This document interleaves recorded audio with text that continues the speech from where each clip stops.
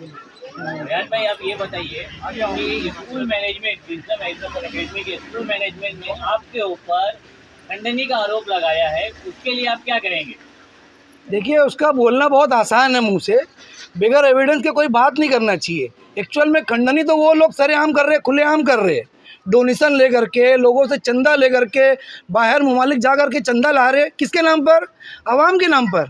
तो खंडनी तो वो हिसाब किताब वो नहीं दे रहे, तो एक्चुअल में खंडनी का अल्फाज तो उनके ऊपर फिट बैठता है। मैं तो पब्लिक के लिए, समाज के लिए जो काम कर रहा हूँ, जो अवेयरनेस ला रहा हूँ, उनका पर्दाफाश हो रहा है, तो अब उनके पास कोई रास्ता बचा नहीं है। इसके लिए वो झूठा आरोप लगा रहे, कोई एविडेंस नहीं है ना। एविडेंस दे दे तो मैं पुलिस में खुद आत्मसमर्पण कर दूंगा। मैं उसमें उन लोगों ने ये भी कहा है कि आपके बच्चे तो आरटी के तहत पढ़ते, तो फिर भी आपको तकलीफ क्यों है? नहीं, मेरे बच्चे आरटी में पढ़ते हैं, तो उसका जो है ना 2009 में कानून आया था, राइट टू एजुकेशन 25% आरक्षण के तहत जो है ना, जो बच्चे का सरकारी कोटे के अंदर एडमिशन होगा तो बच्चों को क्या क्या मिलेगा, ड्रेस, कापी, किताब, बस्ता, रबड़, जूता, मोजा, बस्ता, सब, सिर्फ ट्रैवलिंग का खर्चा छोड़ करके तमाम चीज़ें मिलेगी। वही बात को लेकर के तो हमारी लड़ाई है, वही बात को लेकर के लड़ाई है। तो वो बोलते हैं कि तू क्यों बोलता है इतना, तो मैं बोलता हूँ मैं मेरे लिए बोलता हूँ। और क्या मैं एक समाजी, एक इंसानियत के तहत जो मैं क्या आवाम की बात रख नहीं सकता क्या? अगर मेरे पास बात है, मेरे पास मालूमात है, ये तो हर आदमी को देना चाहिए, उनको तो खुद देना चाहिए कि देखो तुम्हारे पास क्या अधिकार है और तुम्हारे क्या हुकूक है। स्कूल एक्चुअल में पहला प्लेटफॉर्म है सीखने के लिए। और आपके ऊपर और आपकी वाइफ के ऊपर वहाँ पे स्कूल टीचरों ने ये आरोप लगाया कि आप उनसे बदतमीजी से बात करते हो।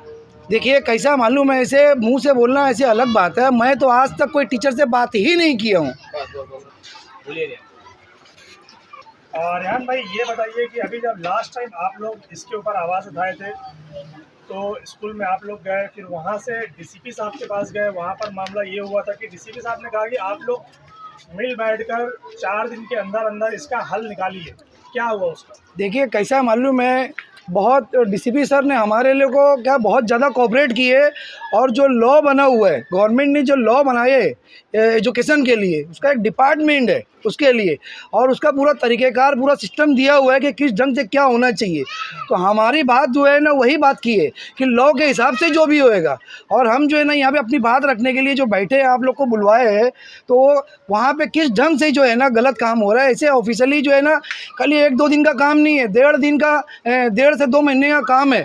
फीस तय करने का जो मामला है, सरकारी ऑफिसर के सामने सब तय होता है, सरकारी ऑफिसर के सामने इलेक्शन होता है, सीआरसी के सामने सब मामला तय होते हैं।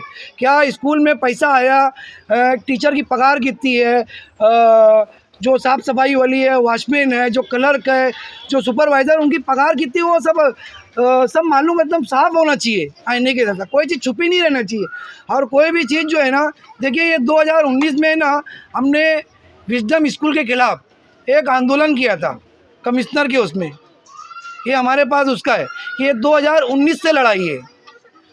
एक्चुअल में उस टाइम के जो नाना झलके, जो उस टाइम के जो डिप्टी कमिश्नर थे, वो हमारे साथ में खुद गए थे फ़ीस तय करने के लिए।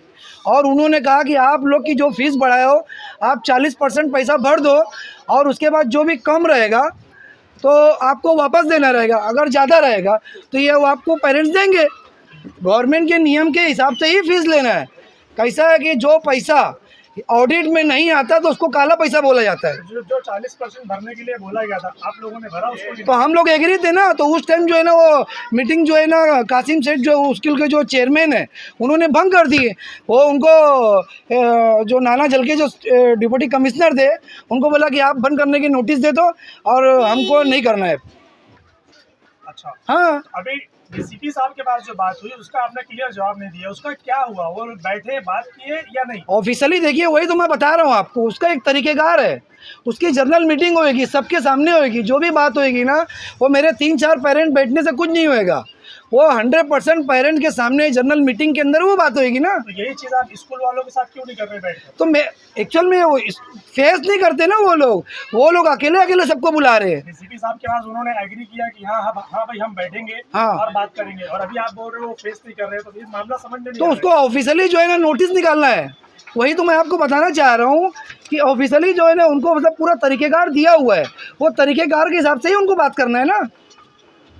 एक चीज़ ये कि मैनेजमेंट का कहना ये है कि हमारे यहाँ जो फीस है वो पीटीए के हिसाब से, आप क्या कहेंगे इस पर? देखिए कैसा मालूम है, ये जो नोटिस दिए अभी हाल ही में आपने सुना होगा कि केमियस के अंदर जो है ना पीटीए का इलेक्शन हुआ है, उसका है ना गवर्नमेंट ने एक फॉर्मेट दी है। हर पेरेंट्स को जो है ना पीटीए का एग्जीक्यूटिव बनने का इख्तियार है, और उसके बाद अगर एक क्लास में कोई एक से ज़्यादा लोग बनता है तो उसका जो है ना करा अंदाजी होगी, लॉटरी सिस्टम होएगा। मगर यहाँ पे तो क्या बोर्ड में नाम लिख दिया गया है कि ये 3 में से आपको चुनना है, ये 3 में से आपको चुनना है।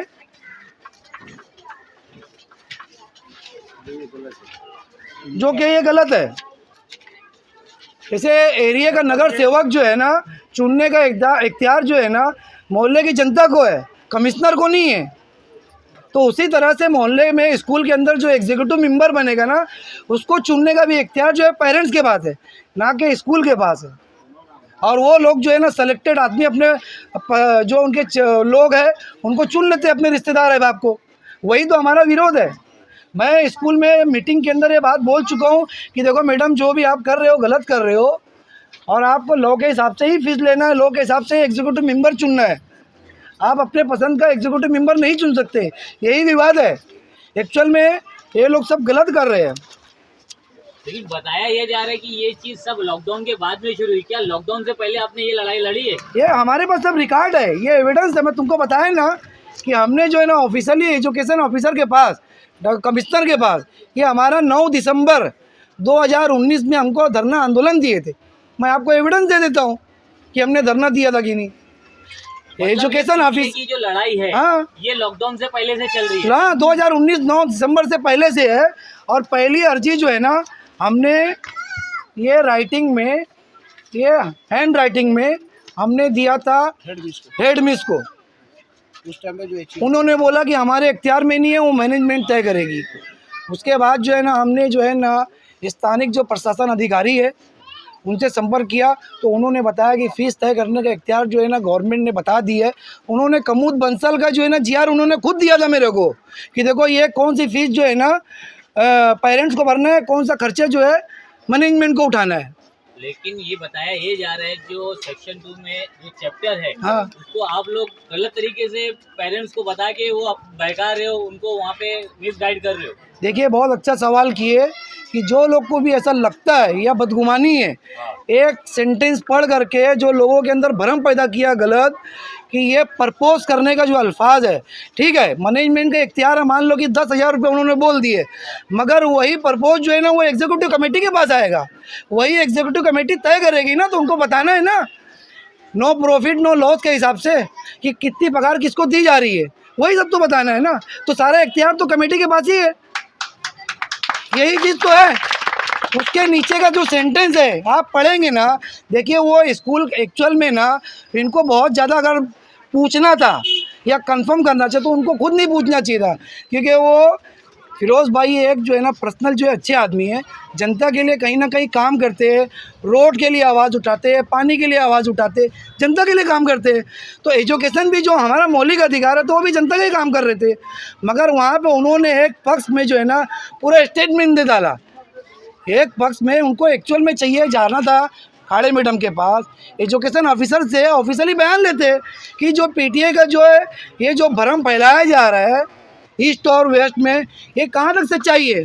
तो उन्होंने खुद दिया है खाड़े मैडम ने कि नो प्रॉफिट नो लॉस के हिसाब से चलाया जाएगा स्कूल, चाहे वो ड्रेस का मामला हो, चाहे कापी किताब का मामला हो, हर मामले में स्कूल को पैसा कमाने का धंधा है ही नहीं। और आप पे ये भी आरोप लग रहा है कि जो आप पेरेंट्स जो आपके पास आते हैं, आप उनका जो फीस माफ करने के लिए आप उनसे भी कुछ पैसे लेते हो। हम लोग तो आज तक कभी फीस माफ़ करने की बात ही नहीं की है। हम सबको बोलते हैं कि जो ट्यूशन फीस है ना वो आपको तो भरना है। एक्चुअल में उनके परमिशन की कापी में लिखा हुआ है एकदम साफ साफ अल्फाज में कि आपको ट्यूशन फीस ही भरना है।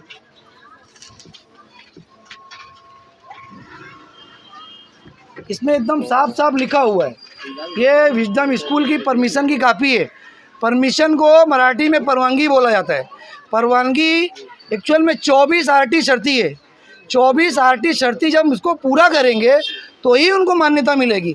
2014 में इनको परमिशन मिली है, परवानगी, ये आज तक जो है ना रिकग्नाइज नहीं किए, इसकी मान्यता नहीं लाए। क्यों? यही तो हमारा सवाल है। स्कूल विस्डम स्कूल की एक मंथ की फीस कितनी है? अभी फ़िलहाल जो है ना वो अपने मन से जो तय किए, किसी से 1170 रुपया, किसी से 1150 रुपया, वो 1000 के ऊपर ही है, 1100 के ऊपर ही है तकरीबन। क्या ये कानूनी अधिकार है उनको 1100 रुपया 1000 रुपया मंथली लेना? इसके अंदर एकदम साफ लिखा हुआ है कैपिटेशन फीस लेने की ममानियत है। ये कैपिटेशन फीस का जो है ना गवर्नमेंट ने एक जीआर निकाला 1987 में और 1988 में इसका इम्प्लीमेंट हुआ है। इसमें एकदम साफ साफ लिखा है कि ये जो जीआर है ये इसको कमर्शलाइजेशन नहीं किया जा सकता, मतलब इसको धंधा नहीं बनाया जा सकता।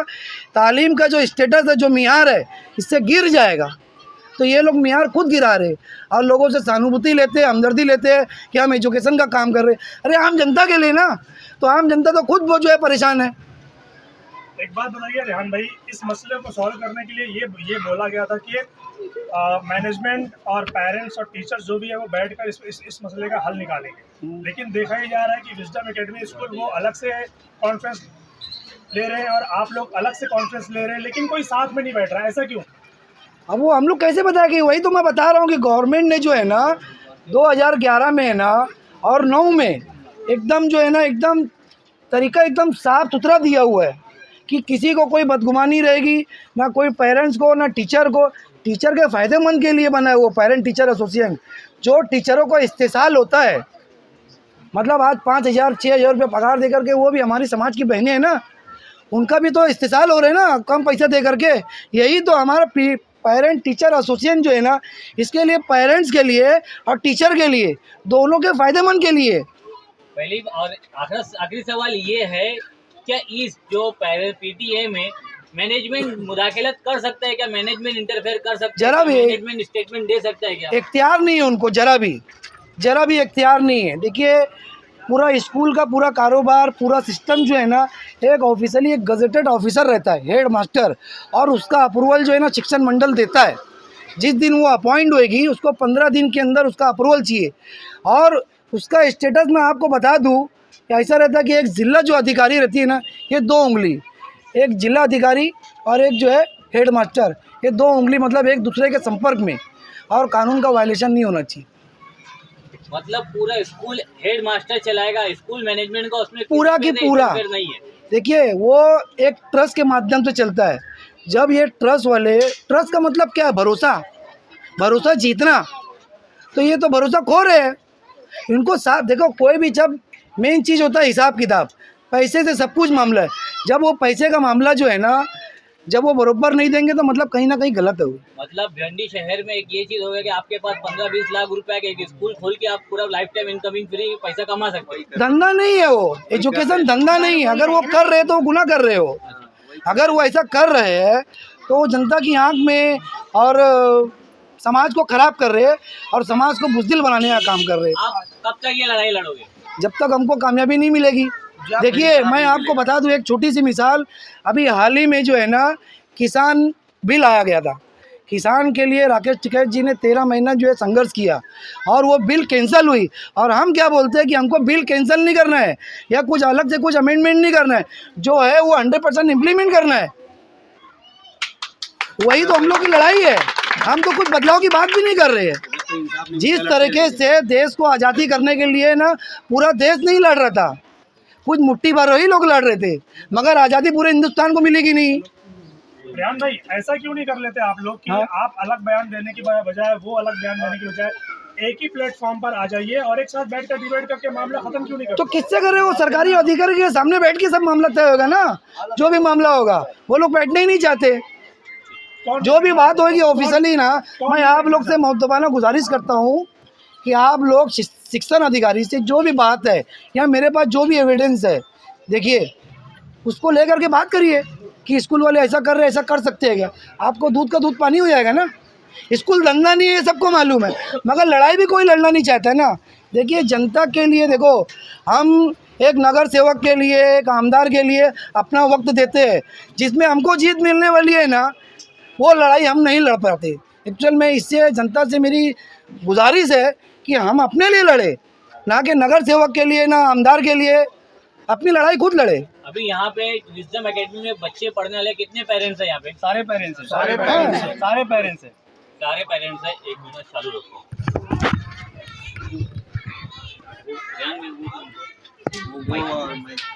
कितने पेरेंट्स हैं? नहीं, एक ही सवाल करेंगे। लगाओ। सभी पेरेंट्स हैं इसमें, सभी पेरेंट्स हैं, सभी है। क्या आप लोगों से यहाँ पे रेहान भाई ने कभी मिसगाइड किया या कभी पैसे की मांग की? कभी भी रेहान भाई ने कोई पैसे की मांग नहीं की, ना कोई मिसगाइड किया है। रेहान भाई ने हमेशा जो गवर्नमेंट का कानून है उसी के हिसाब से बताया है और बोले उसी के हिसाब से जो फीस होंगी तय करेंगे। ये पीटीए के ठहराव से जो फीस तय होगी वो भरने के लिए रेडी है। और दूसरी बात, कभी भी जब भी वो बुलाते पेरेंट्स को बोलते एक साथ में मत आओ, एक एक को वो बुलाते, एक एक को तोड़ने के मामला करते। कभी भी पेरेंट्स जाते हेड मिस अपन मिलना है हेड मिस से, तो बोलते मैनेजमेंट से मिलो।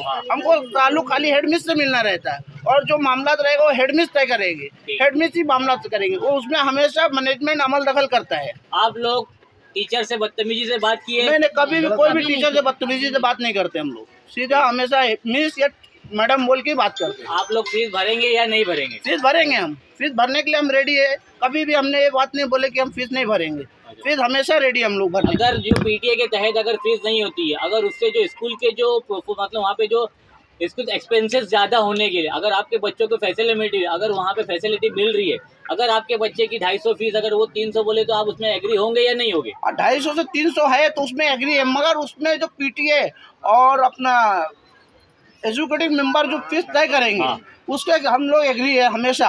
इसके लिए कभी भी हम पीछे नहीं है। और दूसरी बात, आज नहीं 2018 और 19 से हम लोग की लड़ाई चल रही, उस टाइम से आज तक उन्होंने कभी भी एजुकेटिव मेंबर की ना कॉपी हम लोग को बताया, ना कभी कोई भी चीज़ हमको दी है। हम लोग यहाँ से थाना तक और मंत्रालय तक हर जगह हमने कंप्लेंट पहुँचाए। वो हमेशा यही बात बोलते कि आप लोग स्कूल की जो उन्होंने कमेटी बनाए है उसका हमको कॉपी ला के दो। देखिए, मेरी एक रिक्वेस्ट है थोड़ा सी कि जो हवाला दिया गया